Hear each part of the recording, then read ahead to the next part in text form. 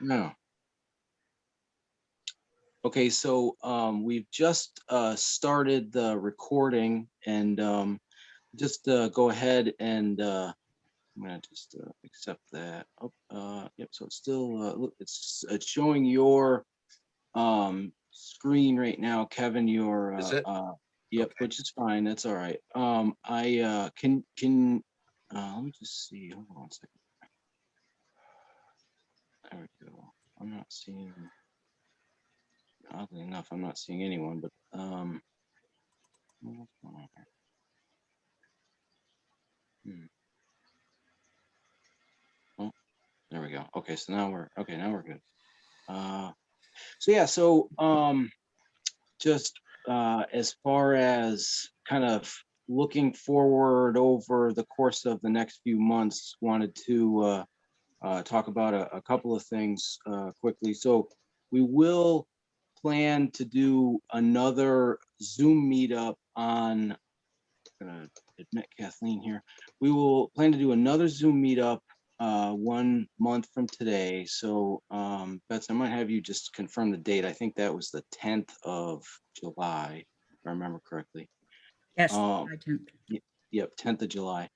Um, and um, and then in August, we're going to do an actual get together in a park up in Auburn, and I'll be sending out details of that in the coming weeks.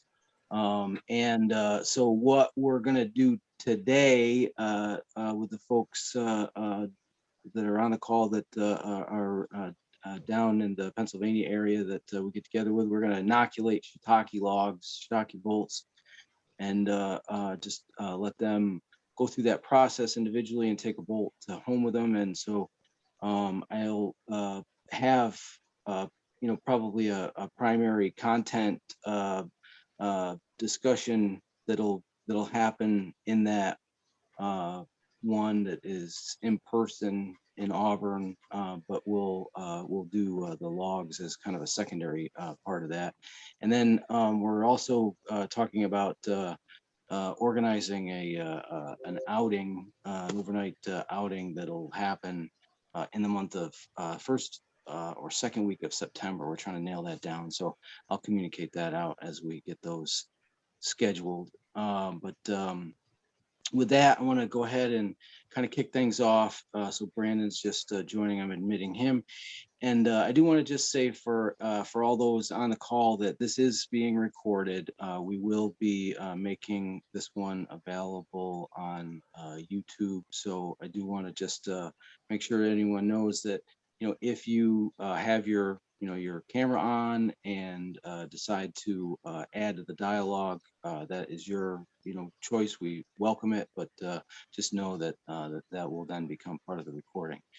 So with that, I just want to first of all, say for those joining, I'm glad to be in good company. There, I think, are a lot of folks who have made decisions over a period of years, decades, in some instances, to really kind of focus on the whole concept of preparedness. And we today have a great guest, Kevin Musak, who I think of as a real leader in that. Some of the things that Kevin has shared with me already, I've just been blown away by. And I think you will as well be today. He's going to be talking about communications and alternate forms of communications. And with that, I want to just kind of pass the torch over to Kevin, and hopefully I can execute that here. There we go. And so there you go, Kevin. You are now the host, and with that, I'll thank you for sharing your thoughts on communication. Okay. Do you now have big orange slide up in view? Damn straight.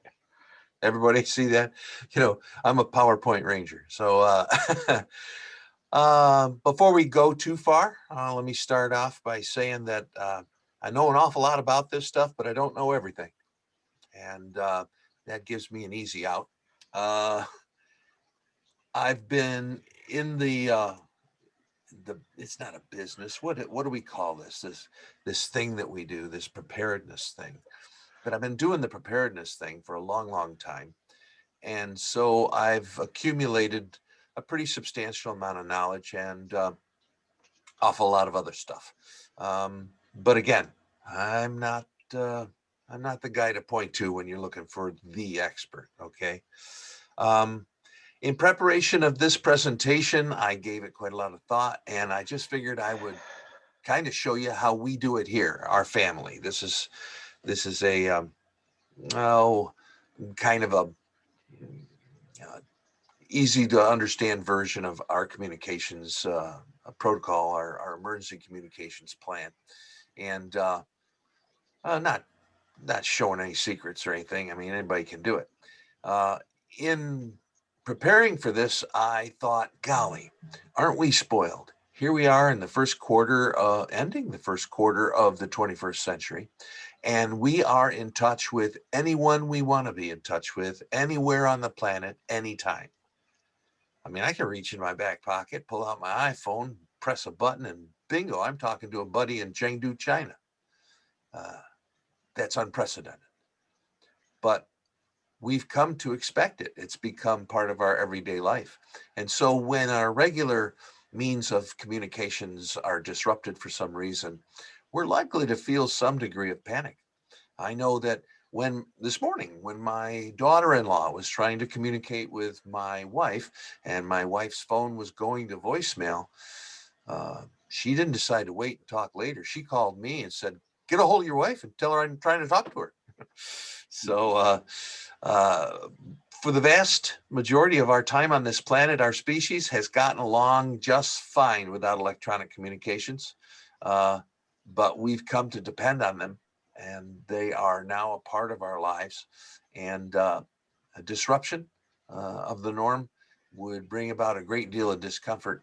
And so as a part of our preparedness planning and preparations, we'll want to figure out how we're going to deal with it if our primary stuff goes down. And so that's what this presentation's about. And I don't want everybody to sit there quietly. I mean, if you've got a question, let's hear it as we go. Don't save your questions to the end, okay? Everybody with me?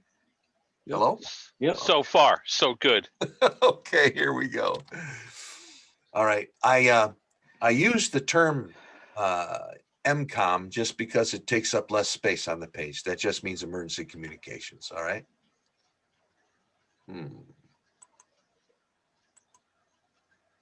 Okay.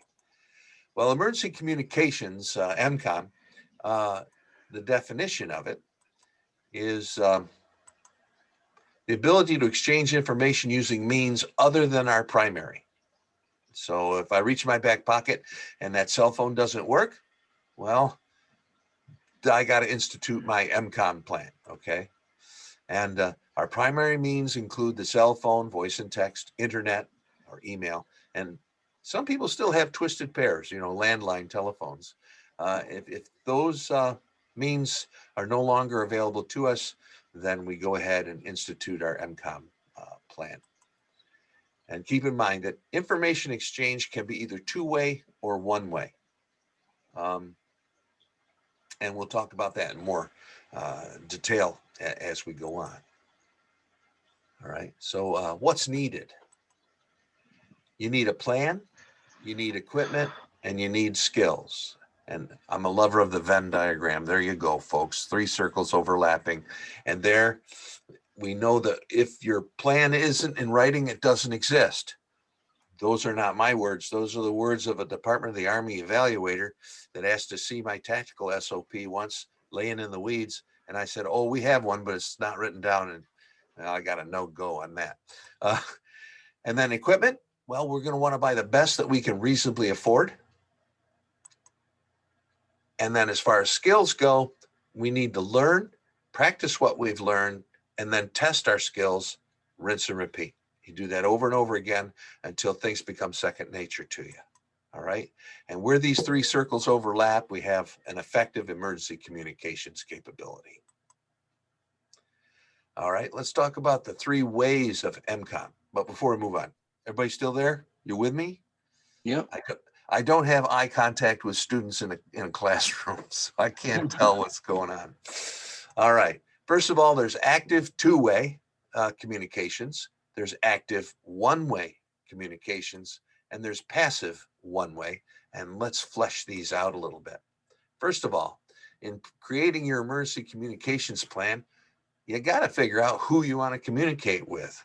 All right. Now, there's family, there's neighbors, members of your mutual assistance group if you have one. And then you have to decide, well, how am I going to communicate with those folks two-way? And I can use VHF, UHF radio, walkie-talkies. Everybody's seen those, right? That's pretty much line of sight, very dependable, very clear, easy to use. And we'll cover those in more detail as we go on. There's HF radio. That's for regional or even global communications, two-way. Little more difficult to use, but we'll talk about that. And then there's satellite phone and texting machines, and we'll talk about those as well. And finally, we need to prepare to conduct rendezvous or dead drop operations in the event that all electronics fail us. As part of our plan, we need to know when we're going to communicate. Now, wouldn't it be nice to have enough people on hand to maintain a 24/7, 365 radio watch where somebody's listening to all the different modes of communications in the Radio Shack, prepared to respond to a call any time of the day or night? Well, that's not likely at my house. We got other stuff to do. You got other stuff to do, feed the chickens, whatever, get wood for the wood stove. And so you set up some kind of a radio monitoring schedule. And there's all kinds of schedules. There's the old 333 schedule, which is every 3 hours starting at midnight. I'm going to come on channel 3 for 3 minutes, that kind of thing. But whatever you decide to do, it needs to be written down. And everybody up here in the WHO group, they need to have a copy of that written plan so they know when you're going to be listening on the radio and what frequency you're going to be on, etc. You still with me? Mm-hmm. Okay. So that pretty much encapsulates the idea of active two-way emergency communications other than our regular means. Then, of course, there's an active one-way communications where you use sound in the form of bells, gongs, whistles, horns, or sight in the form of flares or flags or panel or smoke to mean something. In the military a long time ago, if you heard somebody clanging away on a steel wheel rim or a empty artillery casing, and they're just clanging like crazy, that could only mean one thing. That meant gas attack. So that was an active one-way communications. In your homestead area, you should have in your plan active one-way communication. So lunch is ready. Maybe you're going to have one of those triangles like they had on the cowboy shows, right? So anyhow, that's active one-way communications using sight and sound. And then under passive one-way, what we're talking about is monitoring of AM, FM, and NOAA radio broadcasts, international shortwave broadcasts, local emergency services traffic. That's your sheriff's department, your ambulance people, your fire dispatch and stuff like that. And very, very fertile sources of information during an emergency is the highway department and utility companies. If they're still operating radio networks, generally they're not encrypted, they're in the clear. And you can find out where there are problems along the highways and things like that. How do we institute the passive one-way portion of our MCON plan? Well, we use multi-band radio receivers, purpose-built radio scanners. Right over here to my left, I have a Bearcat hooked to a disc cone antenna on the roof, and I need only turn it on. And I've got immediate monitoring of all of this stuff up here. And then there's software-defined radio, which is often overlooked. It's miraculous. It's cheap. It's effective, and I'd highly recommend it. We'll talk a little more about it later. I'd like to touch on the acronym PACE. For what it's worth, Joe Fox's first video ever on YouTube was about PACE, where he talked about that acronym meaning primary, alternate, contingency, and emergency plans for communications. PACE was actually created by commo guys in the military. This applies to active two-way communications, all right? Now, primary, that's what we use every day, our cell phones, email, landlines, stuff like that. So we're always on the plan. We're using P every day. And then A is the alternative in the event that the P goes away. Our alternative here is to use VHF, UHF, and HF radios to communicate. My son lives 18 miles south of here. My daughter lives 800 feet south of here. And my concerns are in that universe right there. And so we're capable of communicating between households using VHF, UHF, and HF communications. In that my son is a ham radio operator as well. Okay, contingency. Where do we fall back to in the event that the alternate means of communications are no longer effective? So we go to the contingency. And in this case, we talk about satellite communications.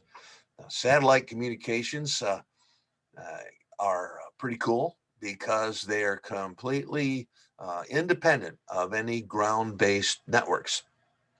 And you can get two flavors. You can either get a digital texting machine, like that little orange one that's shown right here, this little guy, where you can send text messages via satellite, or you can go to Long Dollar and get yourself a sat phone, which will allow voice and digital communications. You staying with me out there? Yeah. Okay. And then finally, in the event that my primary, my alternate, my contingency, and finally, all those, the PAC have all gone away, I'm left with my emergency portion of my plan. And that means I'm going to have to go there. I'm going to have to meet the people I want to talk to someplace or conduct a dead drop. And we'll talk about that in detail in another slide. That rendezvous thing, that's a toughie. You know, you think back to a couple hundred years ago, a whaler would get on board a ship somewhere in New England and he'd disappear for 2.5, 3 years before he came back. All right. Out of comms. They had no sat phones. If your daughter is attending college, say in Boston, and you live in Buffalo, the idea of walking halfway there or walking all the way there, or riding a bicycle or driving your car or riding a horse to make sure everything's all right, that's a big deal and not really feasible in some cases. Okay. All right. So let's talk about the alternate means, active two-way, VHF, UHF radio. All right. The characteristics of the UHF and VHF radios is they're short range. They're restricted to line of sight. Okay. They don't bounce off the ionosphere and go around the globe. It's basically those radio transmissions go off into space and they travel in a straight line. And so you're restricted to medium to short range. Generally, VHF and UHF radios are pretty clear and reliable. Weather doesn't really bother them much. And because of the nature of their modes, they're usually very clear and you don't have to make very many adjustments to them. They're easy to operate. That's a big plus for folks who don't want to spend the rest of their lives becoming communications experts. And among those, you'll find the family radio service, the FRS radios, no license required. There's the general mobile radio service, GMRS, which shares some of the FRS frequencies, and that technically does require a license. There's no testing. You just pay, I think it's a $35 fee. It's good for many years, and you're off and running. There's Citizens Band.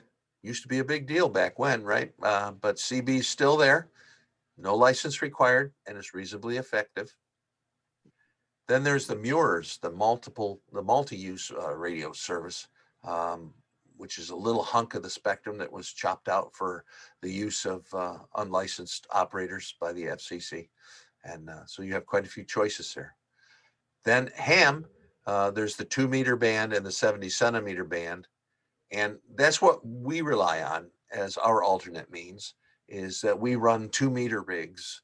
And our first step is to utilize a repeater, WR2AHL. It's a 2-meter repeater down near the Bristol ski area. And here, shown in green, is the coverage over which that repeater will help you communicate. So, yeah, if you're in Batavia and you want to talk to your family member who's just this side of Syracuse, you can do it with that repeater working.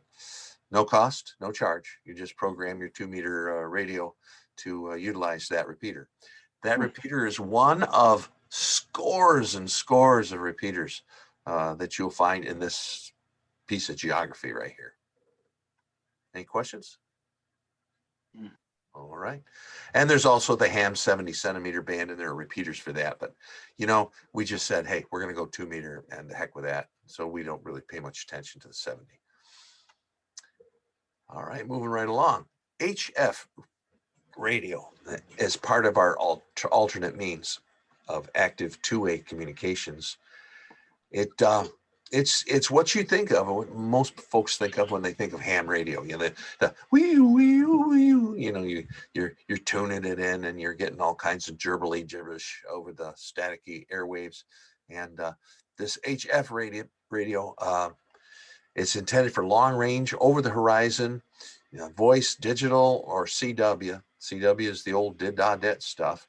And believe it or not, if you have what it takes to just learn how to send and receive CW, Morse code, you will be able to cut through and communicate when other people can't, because CW is just so simple and straightforward when it comes to radio modes. It is dependent upon atmospheric conditions, or the solar cycle and stuff like that, because we have to get the ionosphere charged in the right way, excuse me, to provide for bounce of the radio signal back to Earth. And so what it is, you send the radio signal off, it bounces off the ionosphere, it comes back down to Earth. Sometimes it bounces back up, bounces back down, bounces back up, bounces back down. And there are actually circumstances where you can hear yourself, where it goes all the way around the world and it comes back to you, which is kind of cool. It's not so easy to operate. I mean, it takes a little bit of training and some practice, but hey, it's not impossible. And it does require an amateur radio license. You have to be a licensed ham, but there are people in our preparedness community who'll say, well, you don't have to have a ham license to operate in an emergency. That's correct. That is absolutely correct. It's written into the law that during an emergency, anybody can pick up that handset and press the push to talk button and talk. But without a ham license, how are you going to practice? How are you going to develop any skills? How are you going to become part of the ham community in your area so you can rely on other folks to retransmit messages and stuff like that, or help you out? Now, you need a ham license if you really want to go the distance with this alternate emergency communication stuff. And finally, the antenna type and quality, particularly with HF radio, is really important. It's got to be installed properly and maintained and all that stuff. So it's a little more technically demanding, but I can reach over here to my left and power up and be talking to somebody in Europe in 2 minutes. Hmm. You know, that's kind of cool. Yeah, You know, and I quite regularly talk to a guy on the Isle of Man, which is in the Irish Sea over there near Great Britain.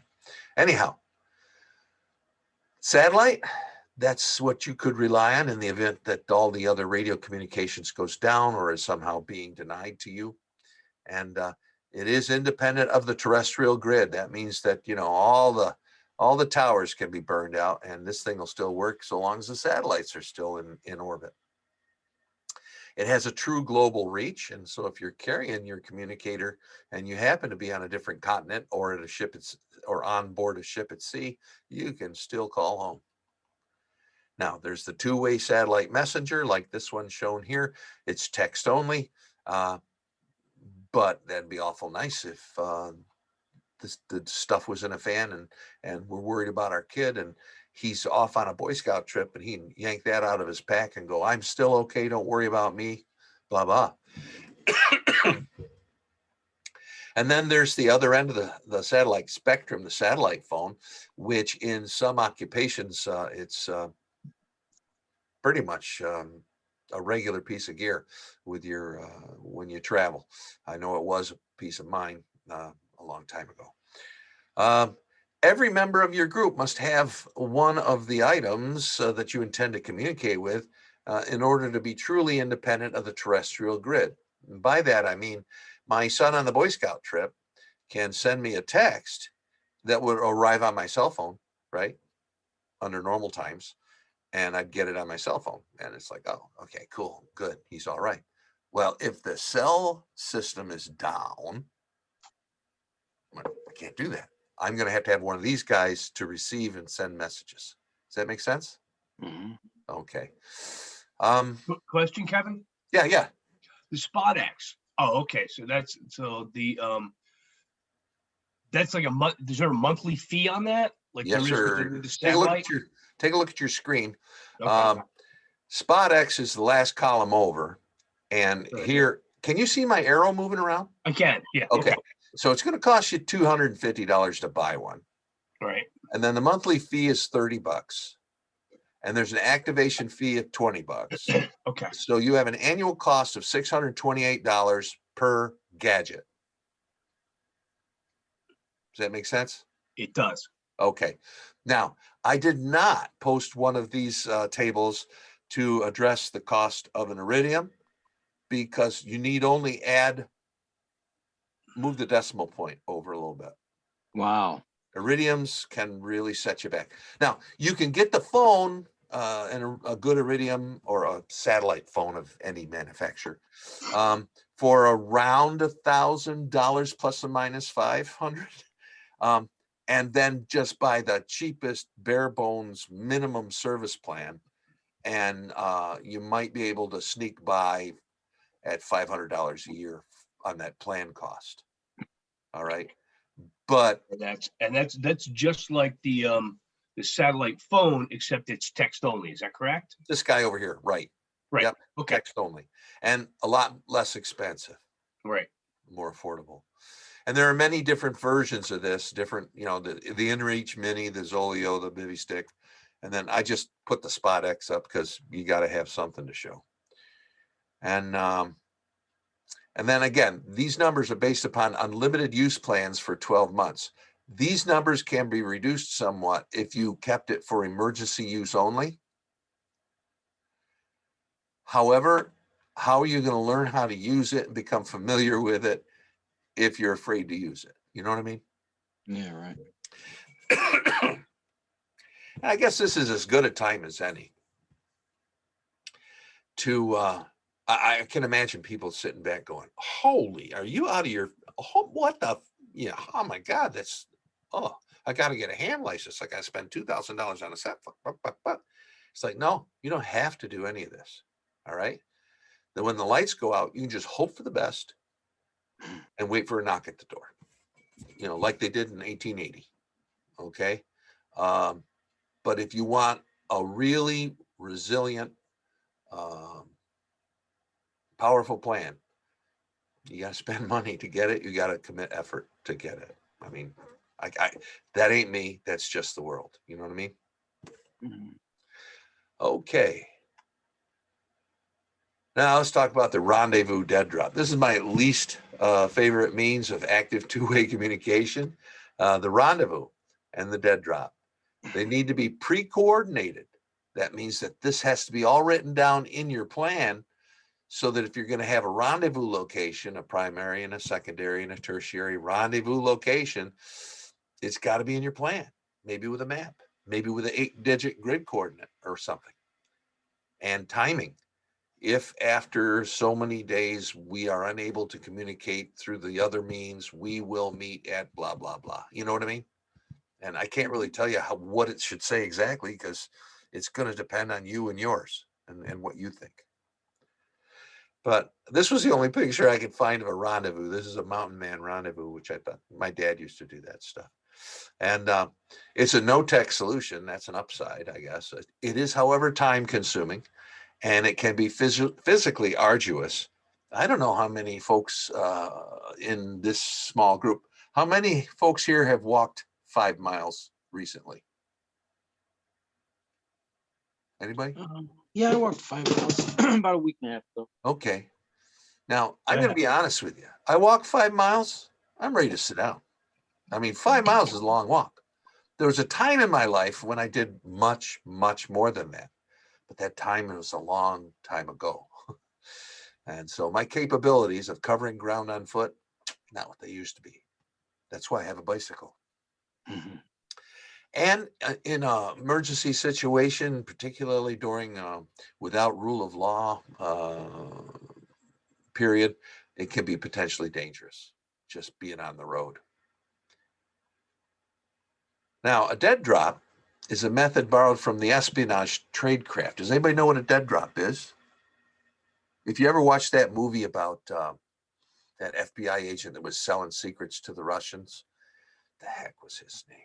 Anyways, he used a dead drop to transfer money and secrets to his handlers from the Russian side. Anyways, a dead drop is where you leave information someplace and you don't actually meet. So you leave a message and then someone comes later and picks it up. And one party places the information at a dead drop and then leaves a marker.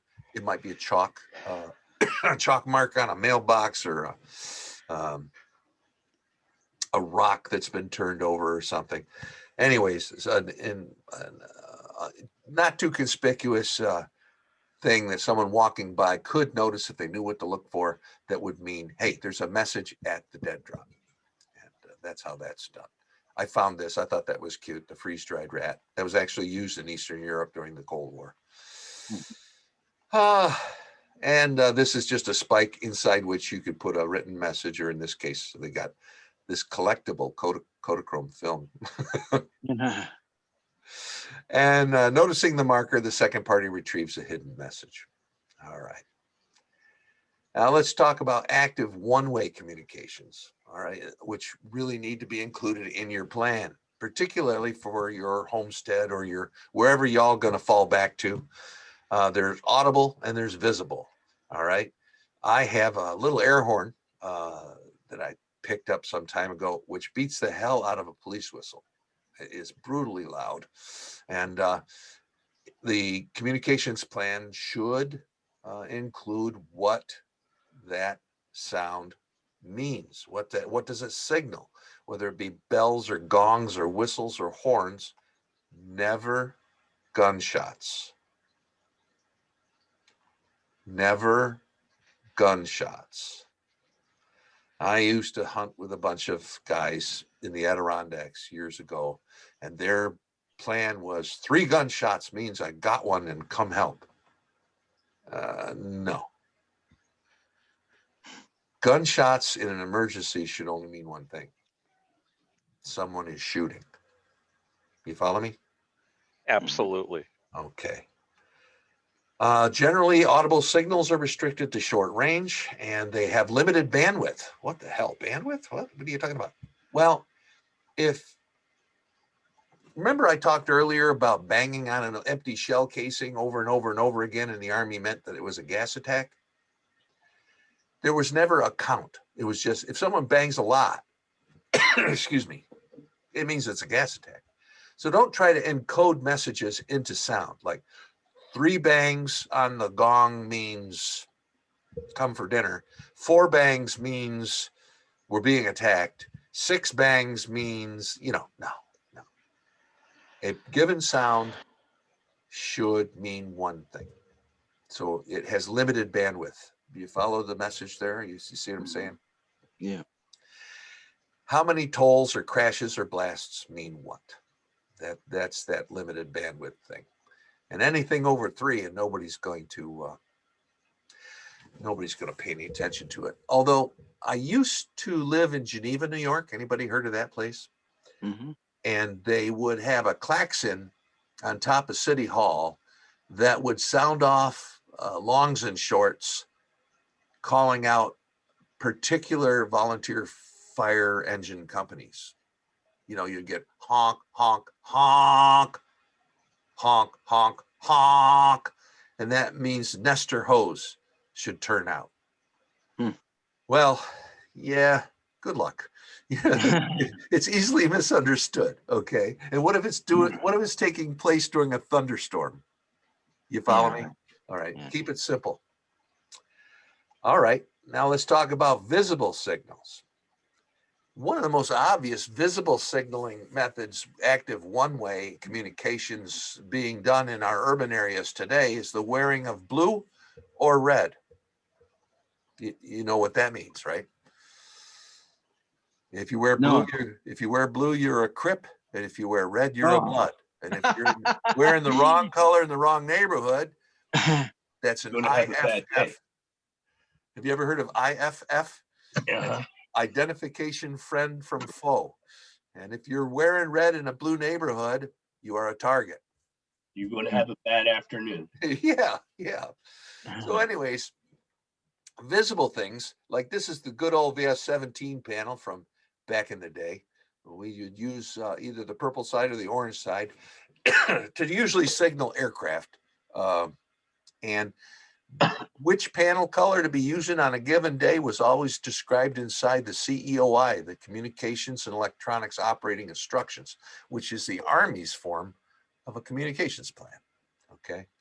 And then, of course, there's a strobe light, again, used to signal aircraft. Just as an aside, you want to put a blue lens on there before turning it on, or you're going to get lit up by an attack helicopter, because that looks just like a 51 caliber muzzle flash if you just go white.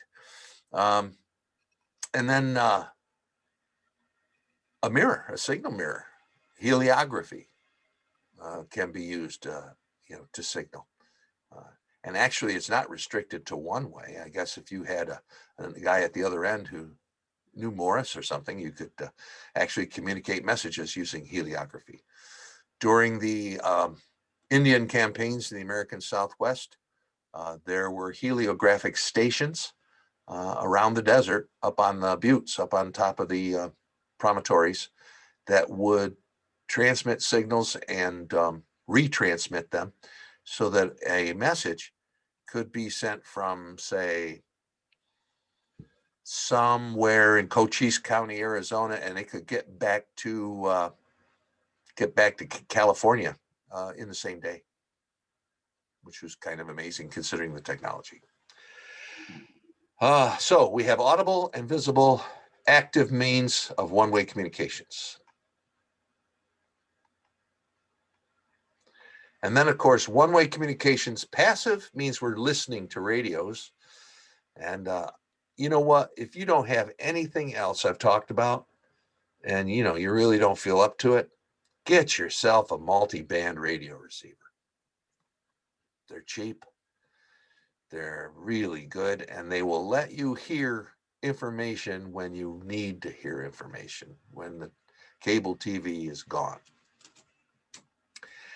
There are also purpose-built radio scanners, like the one I have here, where I can program in various public service outfits, sheriff's department, state police, whatnot. Now, be advised that more and more of the law enforcement side is going to encrypted or frequency hopping kind of communications so as to shut out the casual listeners. You know, it used to be a big deal. You could hear real action-packed stuff on the scanner. And but the highway department and the phone company and the gas company and the cable company and those guys on their radio networks are still running, you know, analog, unencrypted. And you can learn a lot by listening to those guys. That makes sense? Yeah, are those frequencies published? They sure for the- are. like, Yeah. for the highway department? Because that would be awesome. Oh, yeah. As a matter of fact, when you buy a unit, like what I have pictured here, you could tell them what you want to have pre-programmed. So when it arrives, it's all pre-programmed. So you don't have to mess with it. Or they will, without being asked, pre-program it based on the zip code to which that radio is being delivered. So, you know, it's interesting. A week and a half ago, a young man came to my property. He had been injured. All right. It had been an assault.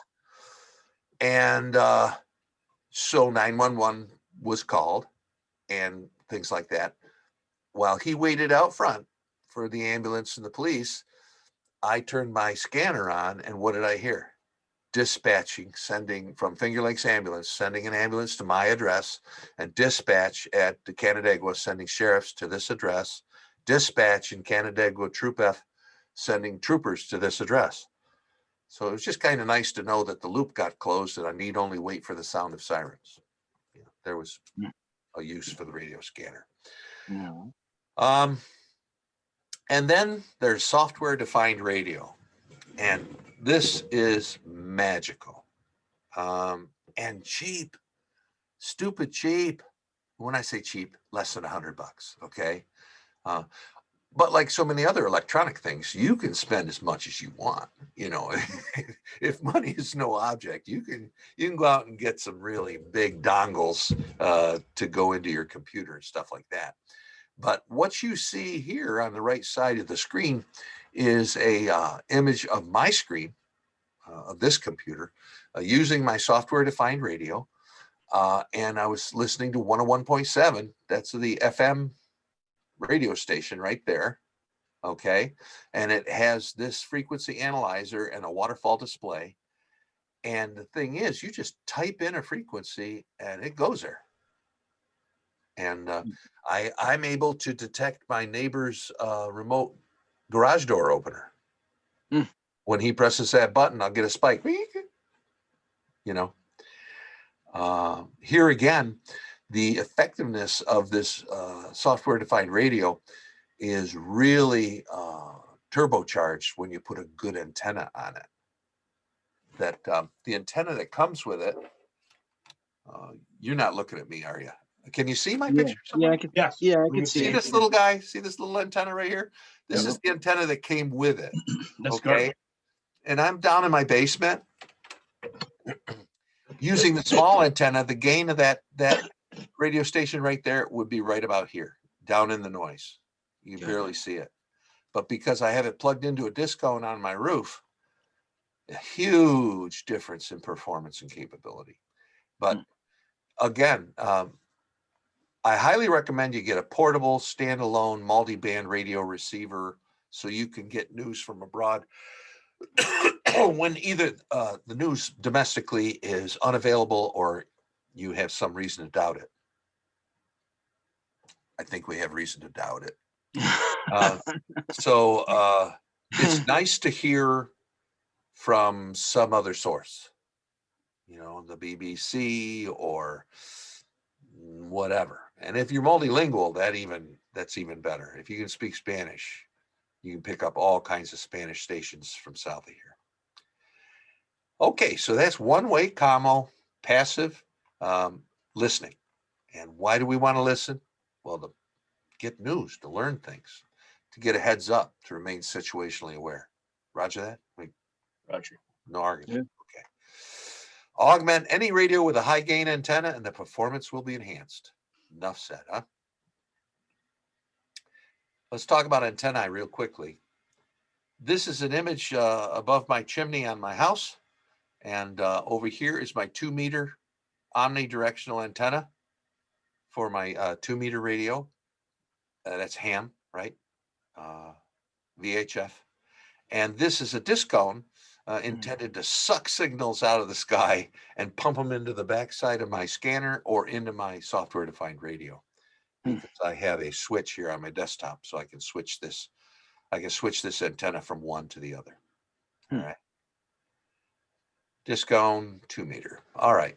In my backyard, I have an off-center fed dipole antenna strung 35 feet up in a tree, and it stretches, discounting for catenary sag, it stretches to 35 feet connection there and over here, which takes me out of ground influence, and that allows me to talk around the world. And that's all. That's all I've spent. So believe me, there is no upper end to how much you can spend on antennas. And if you drive by somebody's house who's an avid radio operator, you'll see it looks like a NSA facility, right? With all kinds of antennas. We call that an antenna farm. And I'm not afraid of being identified, but I just try to stay a little lower profile. That's all. All right. Power.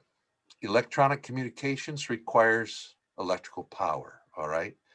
Now, here we have a whole house generator that is supplied with natural gas as our alternate means of powering the house. Obviously, our primary comes off the pole out front, right? And then should this generator go down due to lack of fuel or malfunction, we have a gasoline-fired generator and a modest supply of gasoline to keep it going. I have dedicated here a standalone solar power system in which it's a goal zero. I have solar panels, tripod, cabling, and then this charge controller and battery pack. And I can run my laptop, my ham radio gear, my scanners, all that stuff perpetually off of this goal zero. And if I get several cloudy days, well, I can charge the goal zero with my generator set if I have to. Not a bad idea to have something like this around the house anyway. Yeah, right. Yeah. Now let's talk about safeguarding your electronic equipment. This is a picture of a metal box that is, I don't know, right here. Can you see it? Yeah. I don't know if you can.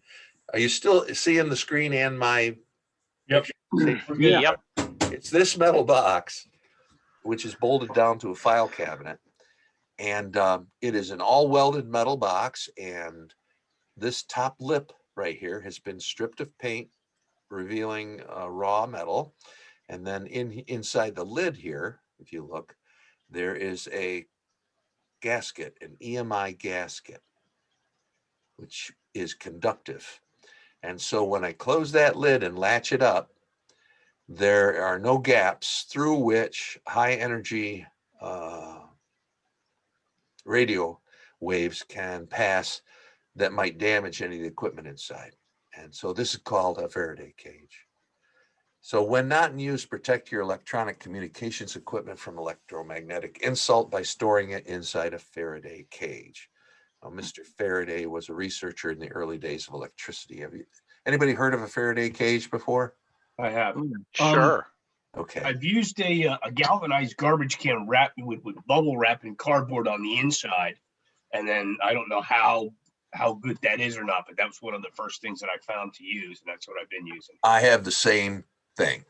I have a big 52 gallon galvanized garbage can just outside with all my spares in it. And what I did is I put this gasketing on it so I didn't have to keep taping it shut. Okay. So the gasketing is, well, yeah, because it's a pain in the rear end to tape it and then untape it. So It sure is. And you know what?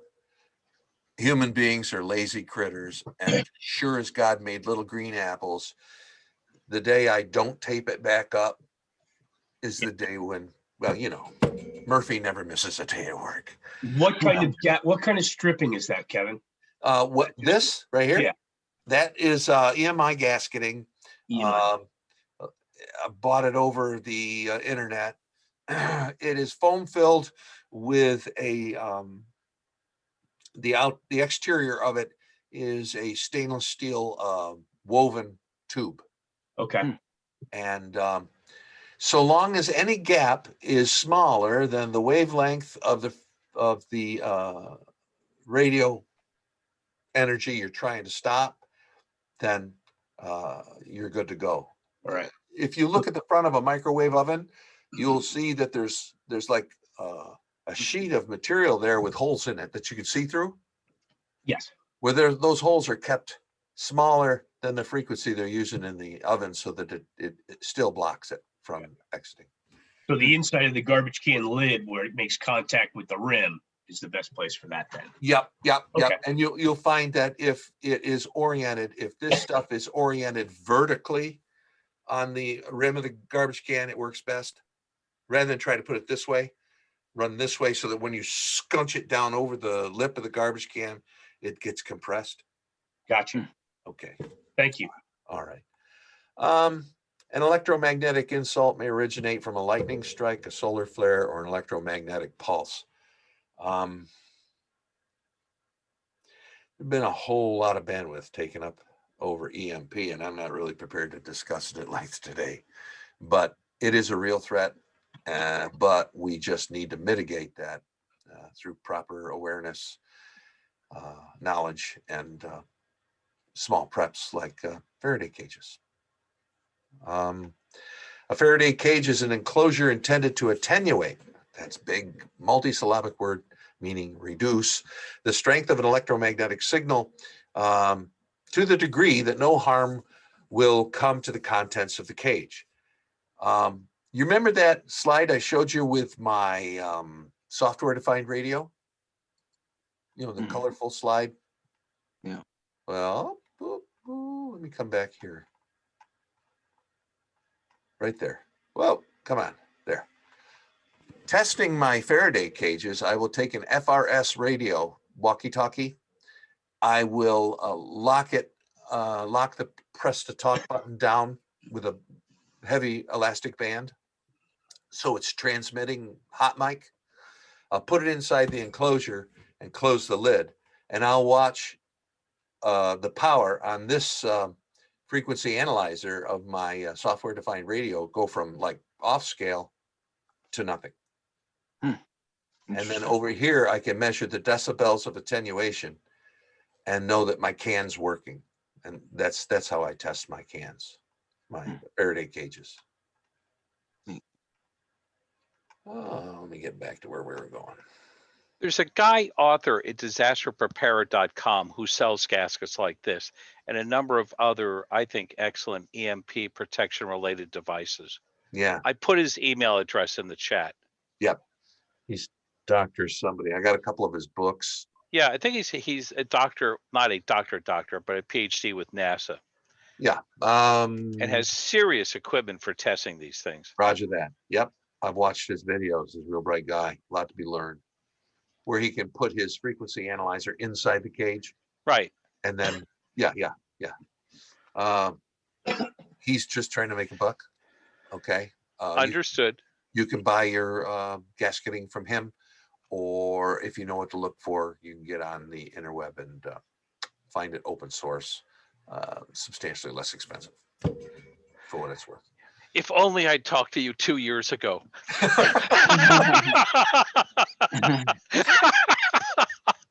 Better late than never. Thanks a lot. Okay. Moving right along, and I shan't keep you much longer. I apologize for being so verbose, but not at all. Very, very informative. Let's talk about radio procedures. Radio procedures need to be practiced. How about that? If you want to play a piano in front of people, you probably want to practice, right? Oh yeah, I watched on yeah, social media the other day a video of an acquaintance's young daughter. She's 10 at a piano recital, and that was it was nice. You know, who here's has not been to a recital, whether dance or music or whatever. And she played pretty well, a couple little bobbles here and there, but at the end, I had to remind myself she's blind. And that was some. Anyways, here we go. Radio procedures. Each radio community has its own language, protocols, etiquette, customs, and procedures. You need only tune the dial and listen for a while, and you'll hear different people talk differently. Hams. When I first became an amateur radio operator, the vast majority of my experience prior to that had been military. And in the military, get on, say what's got to be said, and get off. You know, keep all your transmissions short, blah, blah, blah. Well, it ain't the way it is in the ham community. They'll get on there and talk and talk and talk. They call it rag chewing.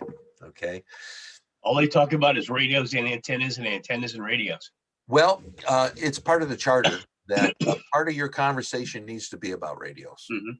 You know, Well, it's, if you go to a gun range, everybody talks about guns. If you go to a car show, everybody talks about cars. sure, If you go to the radio, everybody talks about radios. Yeah. Amen. Although there's a bunch of old guys in the South, and I listen to them something, Alabama, Mississippi, Georgia, and they'll pull together a net one evening a month or whatever, and they rattle on about noodling catfish or bass fishing or you name it. They're great. But you know what? If you wanted to know what the situation was, you need only break in there and say, Mhm. "Hey, how are things? Gas available?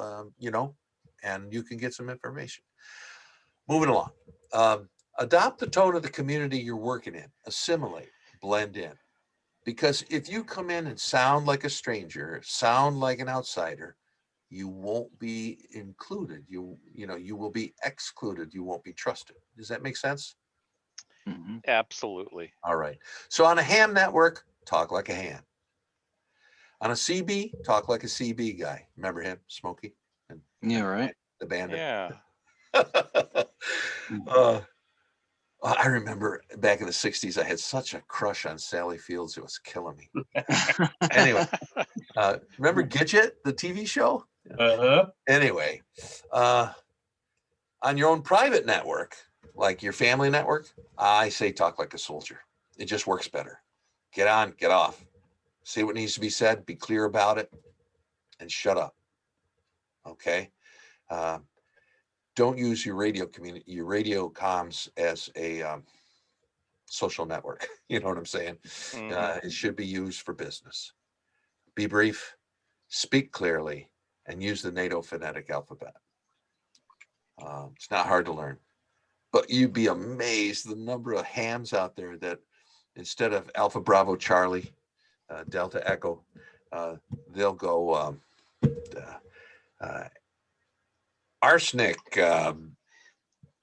baked A- bread, but they'll make it up as they go along. Apple, bacon, Mm. cheddar. Yeah, Right. Right. exactly. So I'd say part of your family or group SOP, emergency radio or emergency communications plan should include, hey, we're going to use the NATO phonetic alphabet, and this is what it is, and this is how you pronounce it on the radio. For instance, the numeral 3 is tree, and the phonetic Mm. and the phonetic pronunciation for Q is Quebec. Mm. Now, where I come from, it's the province is Quebec, right? Well, Mhm. what they've done is they've studied it for a long time, and under stress with a lot of background noise and interference and jamming and whatnot, Quebec is hard to misunderstand. So the work's already been done. All right. Let's talk a little bit about security. I don't like to get all caught up in it's a necessary thing, but it's not my favorite. So when you transmit, assume you're being listened to. So be discreet. All right. Assume radio direction finding techniques are being applied. So be brief. In the ham community, we have what's called fox hunts, where they will put out a transmitter, they'll hide it, and then guys have to go find it. Well, they get a lot of shots because it's transmitting either continuously or frequently. All right. And so they can zero in on it with these directional antennas and whatnot. Be aware of efforts to spoof, jam, or interfere with your communications. So you need to be aware. And keep the number of transmissions to a minimum. Remember, I talked about don't use it for social media. Keep them as short as possible. Use call signs in lieu of proper names. A table of call signs varying by date and time can be included in your plan. Code words, yeah, for location names or particular actions. So you could create a whole bunch of, Alpha 26, Alpha 26. This is Mike 4-1. I am broccoli. Over. What the hell does that mean? Yeah, right. Well, the guy with my book will be able to look it up and say, oh, he's broccoli. Oh, that means he's coming home. Okay, good. But anybody else listening that only knows broccoli. You follow me? Yeah, right. Okay. Change your frequencies and call signs at least every 24 hours. Now, this bit of advice is for unlicensed operation or licensed operation during a period of emergency. First of all, if it's not an emergency and you're on a ham frequency, which is licensed operation, you'll need to use your proper call sign. And you can't use code words and stuff. It's all in the law. All right. And then regularly authenticate. That means you call me, Mike 27, this is Bravo 4-1, over. And I don't recognize your voice. It's like, Bravo 4-1, that's my wife, and as a guy. I could come back and say, Bravo 4-1, authenticate Alpha Foxtrot. Well, if you've got the book, you can open it to that page. You go down the left-hand column to Alpha and across the top to Foxtrot. And where that meets in the matrix, it may have 2-1. And so you would come back and say, I authenticate 2-1. Well, that's a good authentication. Let's go ahead and talk. Now I know who you are. You follow me? Mm-hmm. All right. Codes, ciphers, and encryption. By the way, anybody recognize that device right there? It's not the Ultra machine. You betcha. Or the Enigma. Enigma, thank you. Yes. Yeah. It's all right. The code was Ultra, I think. Yeah. Anyhow, by FCC regulation, all transmissions over a ham bands, they have to be made in the clear. They don't allow you to encrypt anything on the ham bands ever. Well, okay, we can get by with that until things get dangerous and stupid. And then I'm going to do whatever I want, right? So a code is a system of symbols, letters, or words given certain arbitrary meanings used for transmitting messages requiring secrecy or brevity. A cipher is a method of transforming a text in order to conceal its meaning, and encryption is the process of encoding information. I would submit that as a part of your communications preparation that you learn about these topics.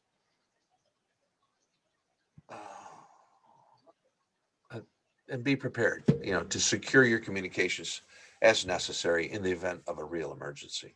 That's all I got to say about that. Anyhow, we're almost done here. We'll almost let you go. There are lots and lots and lots of books about emergency communications. Now, the vast majority of them are written by hams who are all excited about being hams and doing ham things. And so they will contain mostly ham stuff with a lot of stuff that may not be of any use to you. So I'd say buy all the references you can find, read them, keep them, and then eat the meat and spit out the bones. You follow me on that one? Yes, sir. Mhm. Yeah. because what it says over here in the amateur radio emergency services book, it doesn't apply to you and me very much, but there might be a couple of good ideas in there. And so that's why it's worth having. And then in summation, you need to make a plan and it needs to be written down. And this is where most folks stub their toe. It's like, I don't want to have to write another paper. Then you need to share that plan with those who need to know, the members of your MAG or your family or whatever. Don't allow that plan to calcify. That means I wrote it 5 years ago, but things have changed. Well, if things have changed, you need to change your plan. And so have a revision process for your plan. Keep it updated. Your daughter marries and moves out of town. You don't change your plan? You got to, right? All right. Then I urge everybody who's concerned with emergency communications to become a practitioner. All right. Know the theory, but also learn through firsthand experience. Get your amateur radio license. I don't know how to say it more clearly. The ham community is open arms. These guys will bend over backwards to help you figure out, learn it so you can pass the test and stuff like that. They even have a name for a ham who helps a new ham, and that's an Elmer. These guys are just dying to help out. There's so much to be learned from them. I'm not saying you got to make yourself a new hobby, all right? I'm not saying you got to spend thousands of dollars. But if you get your amateur license, you're so much further ahead than the vast majority of folks out there. Study for and passing of the written test will educate you. You'll learn about propagation and antennas and some of the theories associated with radio. Your ham license will be a license to learn by doing. So once you got your ham license, maybe you don't go any further than technician and you just get squared away on 2 meter, become a member of the community on your local repeater, and whatever on your way to work, a couple of days out of each week, come up on the repeater and strike up a conversation. And pretty soon you're part of the clan, you're part of the group. And if you ever need anything, now you're one of us and not one of them. My opinion. And then finally, make the investment. All right. It's going to take time. It's going to take money. It's going to take effort, but not more than you have. You have all those things. It's just a question of priorities. That's pretty much it. That's all I got. Thank you, Kevin. That was awesome. Yeah, very much. Yeah, very, very cool. Well, you're welcome. Now, let me see. I got to hand this back, huh? Let me, before you do that though, I'm going to just check. So there were a few,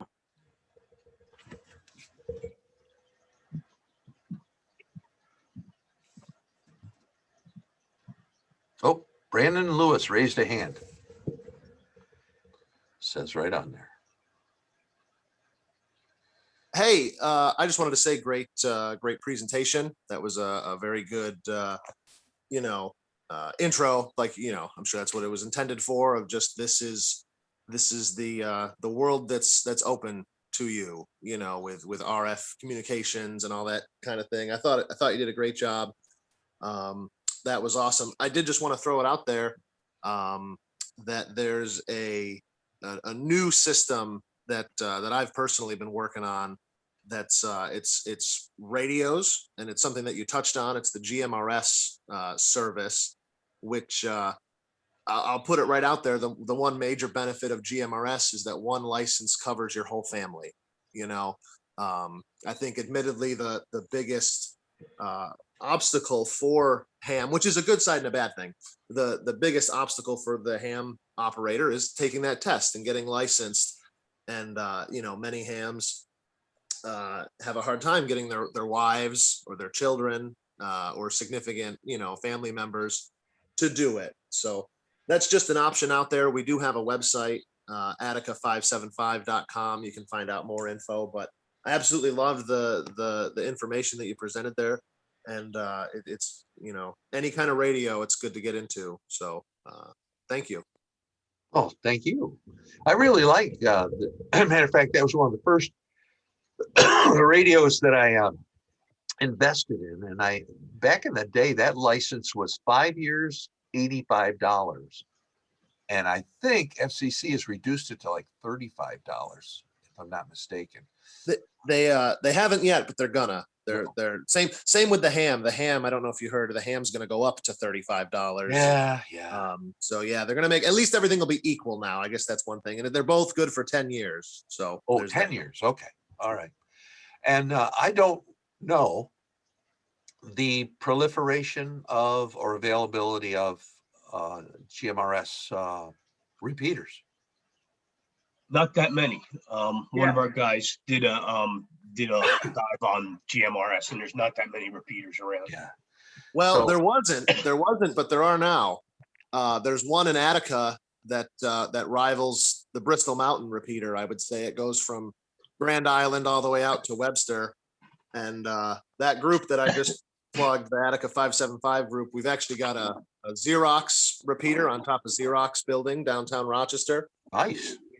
Cool. We've got actually we've got a repeater that's going to be going live on Bristol Mountain on a commercial site very soon at the end of this month. So lots of movement. There hasn't been, you are correct, there traditionally wasn't a lot of GMRS repeaters, but that has certainly changed. So something you might want to look into.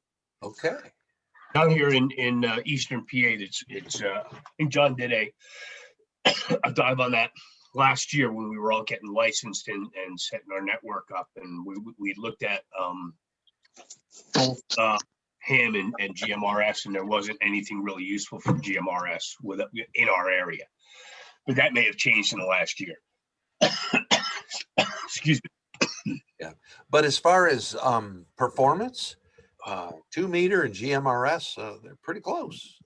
Although you are held to a wattage limit on GMRS of 10 watts, I think. Five for handhelds and 50 though for mobile or Okay. base station, All right. and no height restriction. There used to be I think a 20-foot height limit for antennas. Now that's gone away. You can put up 1,000-footer if you want to. Well, my son and I have already discussed a weather balloon. We have an issue. He's 18 miles south of me, and there are some terrain features as well as curvature of the earth that makes 2 meter simplex really problematic. I mean, we can barely talk to each other. So what we do is we'll go over to 6 meter or 10 meter and or use the NVIS on HF to talk to each other. But we have these alternative means. And one thing I failed to say is that, all right, an emergency happens and your cell phone doesn't work anymore and your loved ones are not at home and they're aware of your plan and they have the equipment. I say, light everything up. Light up HF, UHF, light up your sat phones and listen to everything all at once. Don't wait for one and then the next. During the early stages, go ahead and light up the shack and get that commo going, and then you can go ahead and narrow it back down. That's an opinion. Yeah, it's really smart. Don't buy your chickens.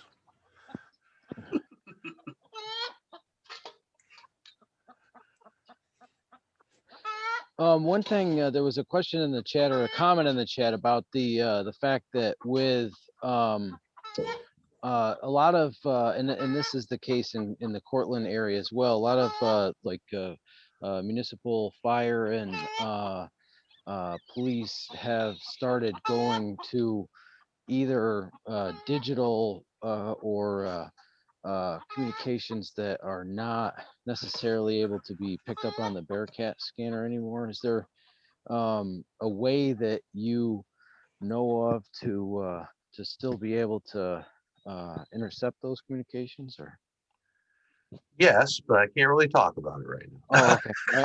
Okay. Why, if I told you, I'd have Fair to enough. tell you. No, Fair enough. what happened was a lot of that radio comm went trunked. They called it trunking. Gotcha. And that was the first step towards providing for privacy. And the more modern scanners can deal with trunk stuff. Those which are actually digitally encrypted or use frequency hopping technology are pretty much out of the reach of your average Joe. Yeah, I know guys who can. Well, there's always guys, but I can't. Right. You know, Sure. No, I you understand. know, Rochester's a home of RF. You know, they're the they're the home of tactical radio communications, and there are a lot of engineers out there who are also hams. You follow me? And Sure. if these boys can't do it, it can't be done. Yeah, right. But I try to keep my feet on the ground, and you know what? I don't need to spend an inordinate amount of effort to listen in on conversations that are probably taking place on a cell phone anyways.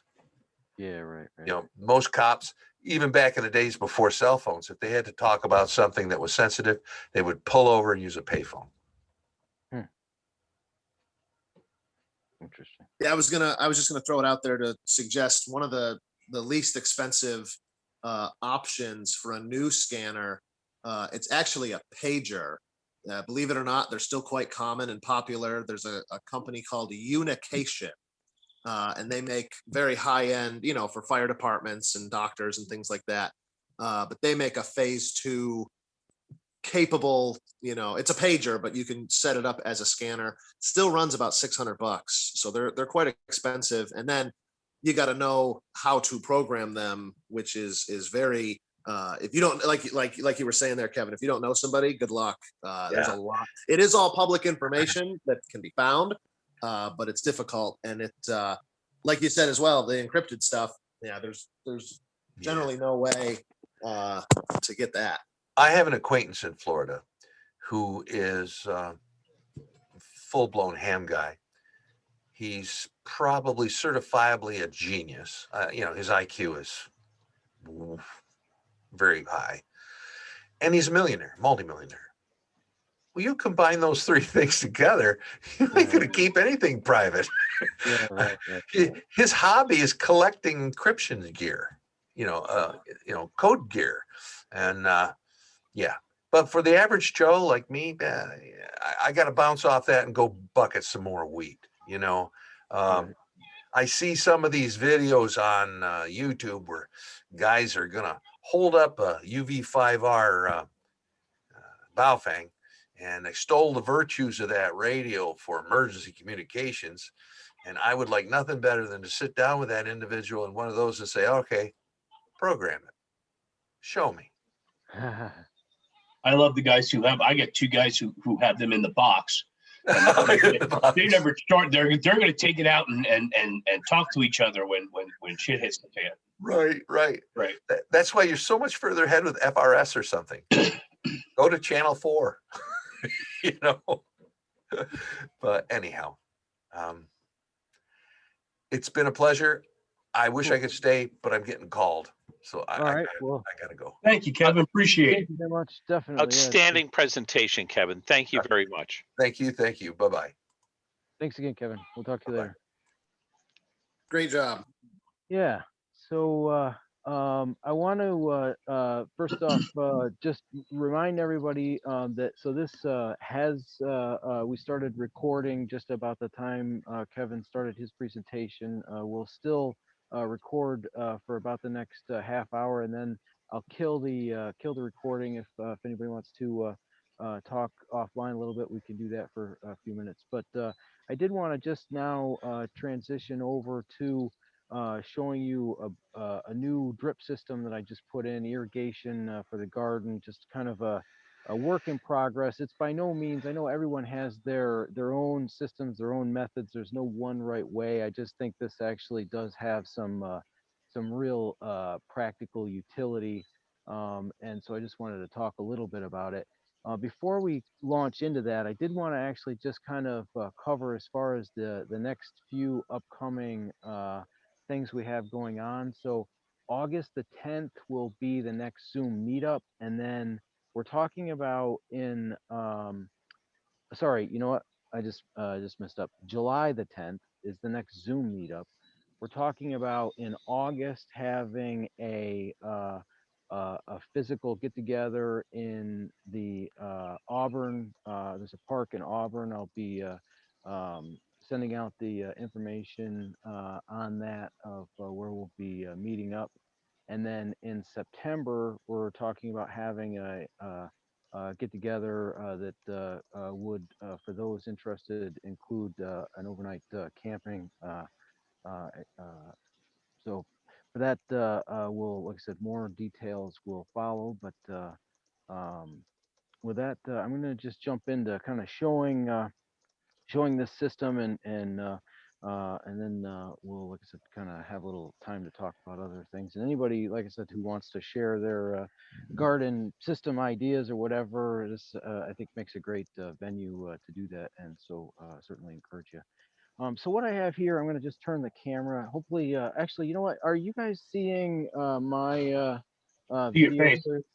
Okay. All right. Perfect. Yep. So I'm going to just turn it now. So what we have is I've got this is it's landscape fabric with staples. They're basically covering just so that this the regular plastic that's used is not going to withstand walking on it on a regular basis. And my drip lines go in loops all the way up and around. This keeps it, the dirt is constantly able to be maintained moisture. And I'll show you in a minute. So this whole system actually runs without any kind of need for electricity because when I started, I'm a big permaculture design guy. It has nothing to do with like kind of the underlying. I know in permaculture you find a lot of people that are just kind of wing nuts on the ideological spectrum.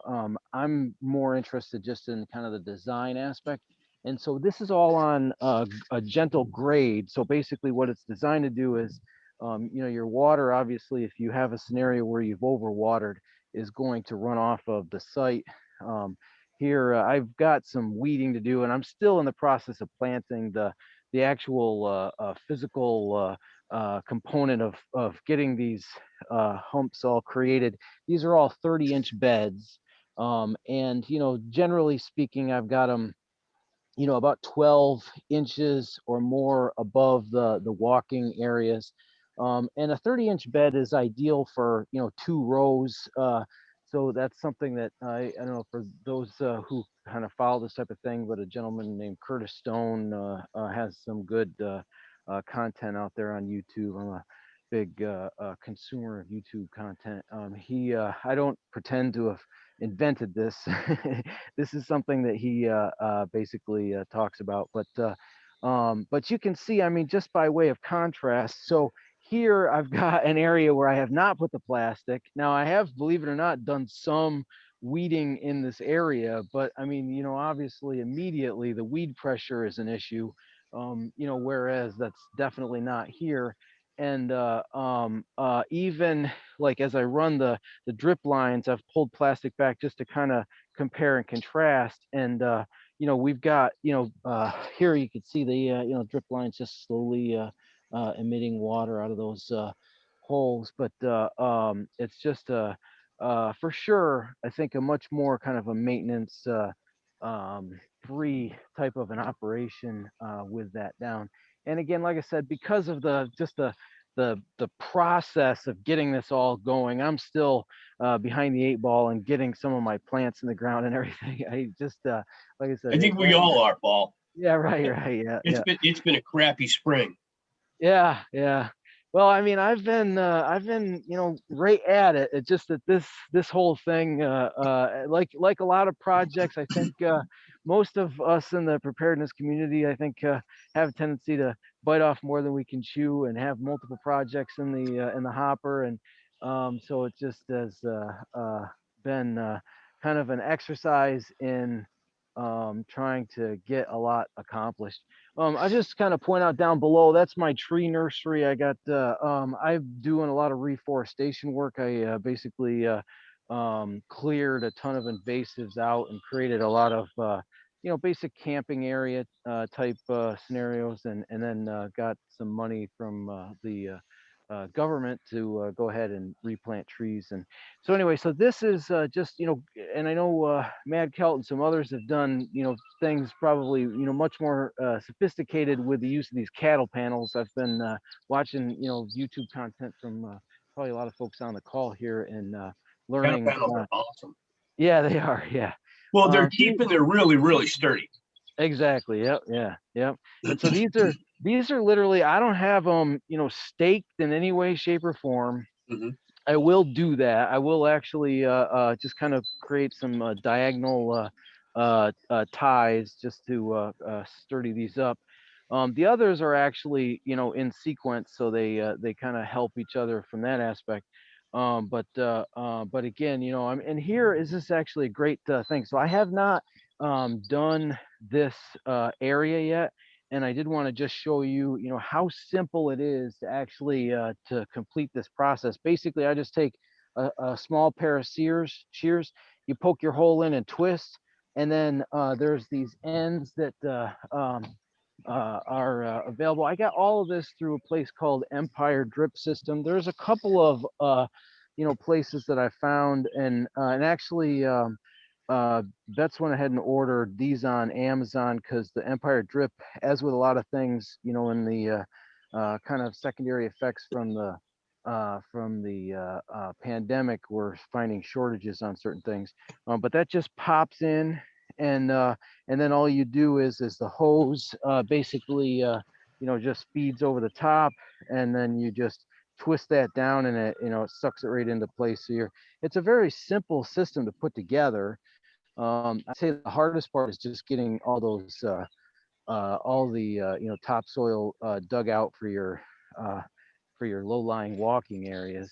And I wasn't able to get 30 inches on every single one of them. Like here, I'm going to say that one's probably closer to like 40 inches, and then the one right next to it is 20. So you know what I mean? You're never gonna be perfect all the way through the thing, but it definitely.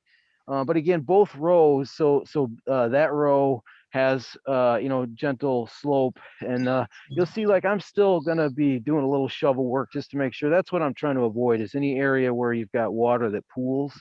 And then again, this gentle slopes, and then straight out of the garden. And so here I've done what's called companion planting. So I basically put ears of corn, or not ears of corn, but just corn in the center with beans on either side. And it's really kind of sacrificial for that particular corn. I don't even really care if I get corn out of it. I'm just basically using the corn as a trellis for the beans to grow against. That makes sense. Yeah. They're the And three sisters, yeah. or beans, corn, and squash. Yeah, right, exactly. Yep, yep. And then here, so Brussels are my absolute favorite of anything in the garden. I'd say Brussels says, first and second would be asparagus. The Brussels are a biannual crop, and so I'm actually going to I've got several of them planted. The one area I did when I put plants in the ground this year, experience some shock when I did that, was with some of my brassicas. They just, when they went in, I don't know, just was a hot sunny day and didn't like it. But these have gone to seed, so I'm going to have an ample seed source for my Brussels in future years. And then tomatoes, I still have little work to do here. I gotta get so the cage, I've got half up. I got another row as far as the cage goes there, and then I'll get the tomatoes up. And I'm still, like I said, work in progress. Still, I got another set of runs to go. So this is how you would cap those off in the instance where you are not 100% ready. It's just electrical tape pinched over in a Z. And so I'm gonna probably Sunday get my peppers all in the ground. When you're poking through the plastic, realistically, the smaller the container size, the better.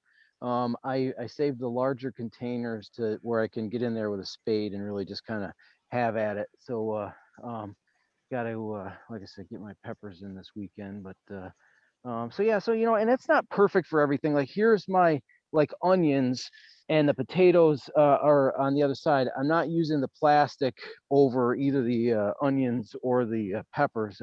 It's not like I said, kind of a one size fits all scenario, but definitely going to be a tremendous help when it comes to reducing the weed pressure. So, That's really good.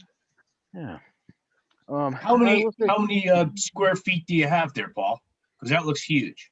it is large. I don't 100% know. I've got when I come down to PA, I've got on my phone. I actually did a map of it and kind of wrote out the rows and everything.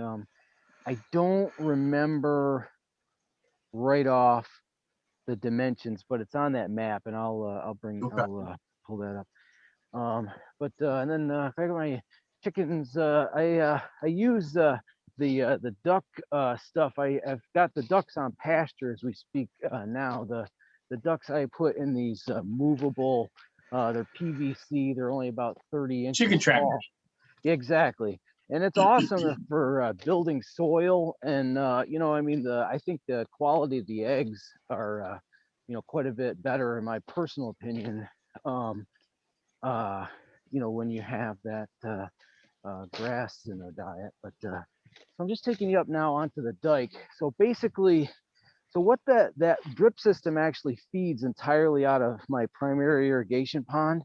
Now you can see if you look over in the corner, I'm putting in a second pond up above right now that it's actually going to be a leveler, because I take about 1.5 million gallons of water out of the pond every year for my agricultural use.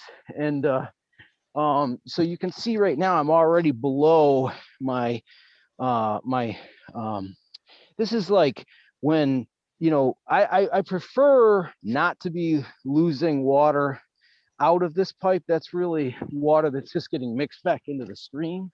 But I do have here a 4-inch PVC, which is a water source that basically I'll use I'll take you over and show you the garlic in a minute. But so I use this for various, but again, it's just nice to have areas where you've got the access to water all throughout the property. And so that whole drip system feeds off of, I've got a couple of 2-inch water lines that run out of the base of the pond, and it's all gravity fed. So essentially all I'm doing is opening a frost free valve, and the whole drip system runs without electric. I mean, that's kind of been my thing, is just to, in any way possible, do things where you're utilizing gravity and resisting the need to be reliant upon electric of any sort. I did want to just show you too the garlic patch that I put in. Garlic's kind of cool. It's not something that has to have tremendous long sun exposure. I mean, you can grow it where it does have some degree of shading. And so I've got, most of the property is actually wooded. And so it's not like there are a tremendous number of agricultural areas that are opened up. But these are my garlic. So I got Kevin said that he's harvested scapes already. I do see some coming, but I'm not really there yet.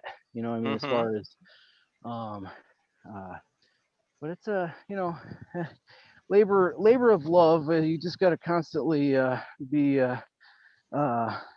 working on the things, as Joe Fox says all the time. And So true. but so this that's a water tank there that I so I have a fruit tree, what do you call it, fruit tree orchard over there. And I've just got it flipped upside down right now. But that 4-inch that I opened up, I basically I stage the water here and then gravity feed down to the orchard.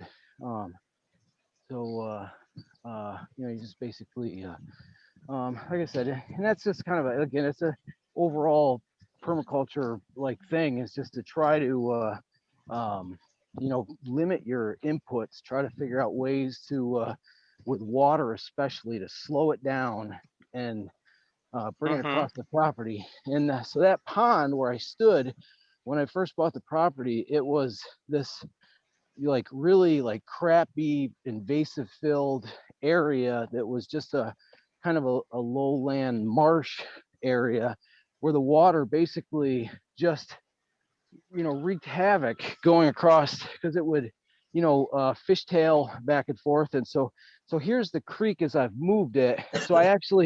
So I've made it as an exclusion from the pond itself, because if you have creek water flowing into a pond, you'll very, you know, quickly fill it with sediment.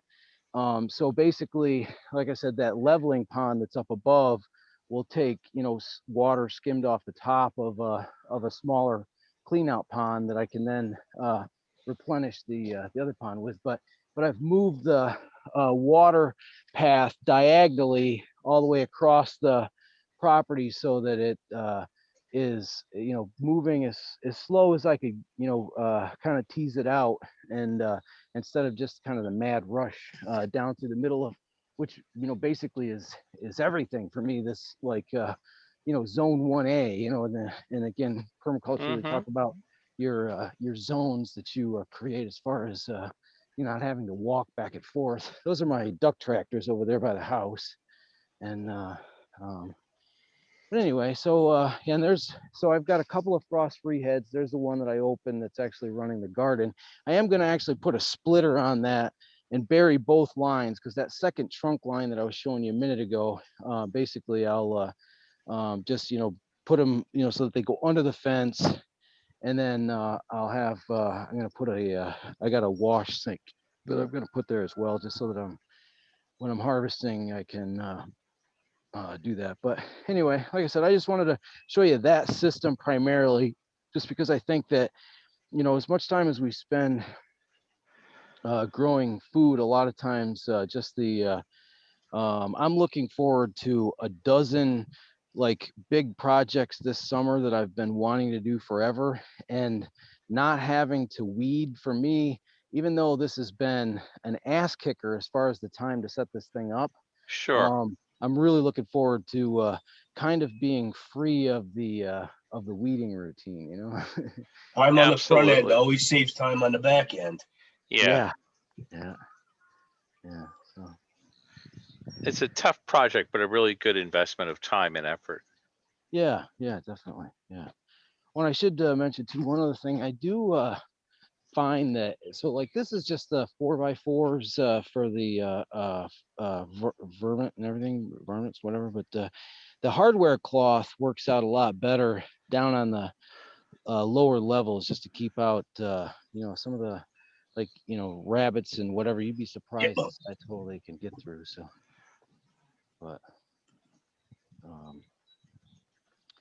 anyway, with that, I'm going to go ahead and shut the recording off now. Actually, Beth, can you kill the recording?